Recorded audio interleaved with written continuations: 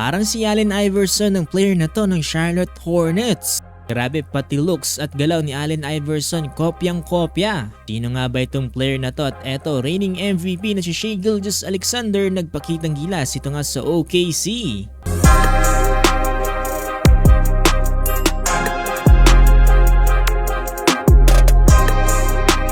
Nasa NBA preseason pa rin tayo at eto mga boss, maglalaro na. Eto nga si Shai Gilgeous-Alexander parang dito sa Oklahoma City Thunder. Matapos siyang hindi makapaglaro dito nga sa naging laban ng Dallas kontra nga dito sa Thunder.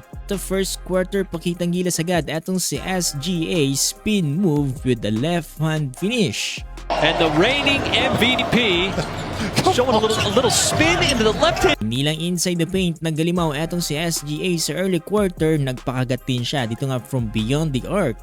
Naman dito sa first quarter ay nagawa kagad lumamang sa 10 puntos ito nga ng OKC kontra sa Hornets 31-21.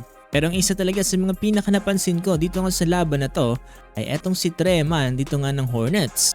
Kung makikita kasi natin sa kanyang style, parang bumalik tayo sa early 2000 kung saan panahon ni Allen Iverson mga boss. Dito kasi sa outfit pa lang ni Tre Mann ay kopyang-kopya etong si Allen Iverson. Pati yung headbands at dreads ni Allen Iverson ay kinopya rin dito nga ni Tre Mann. Pero hindi lang tayo sa looks natatapos dito nga sa pagkopya ni Tre Mann dito nga sa kanyang idol na si Allen Iverson.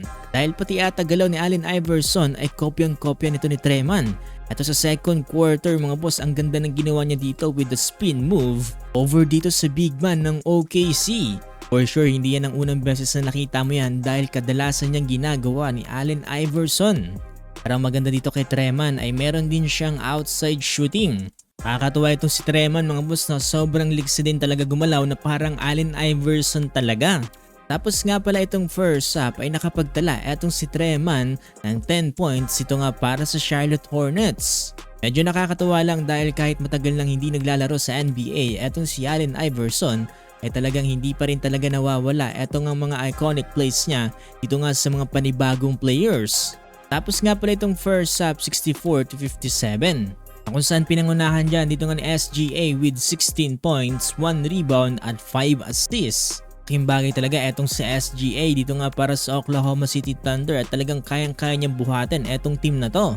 Para sa Hornets naman meron tig 10 points atong si LaMelo Ball at Tre Mann at itong si Tre Mann ay nakapagtala ng 2 rebounds at 2 assists. So yun mga boss, anong masasabi nyo dito para kay Tre Mann sa pag-idolize niya dito nga kay Allen Iverson? Nakakatawa rin panoorin etong si Tre Mann, parang bumalik talaga si Allen Iverson sa NBA. At for sure kung ipagpapatuloy yan ni Tre Mann dito nga sa kanyang laruan, mas lilitaw pa itong kanyang mga laruan at for sure ay mas maraming makakapansin sa kanyang ng mga NBA teams. For the meantime, sobrang okay ang kanyang pinapakita para nga dito sa Charlotte Hornets. Kung gusto pa ng more basketball updates ganito ay huwag niyong kakalimutang i-follow itong ating page.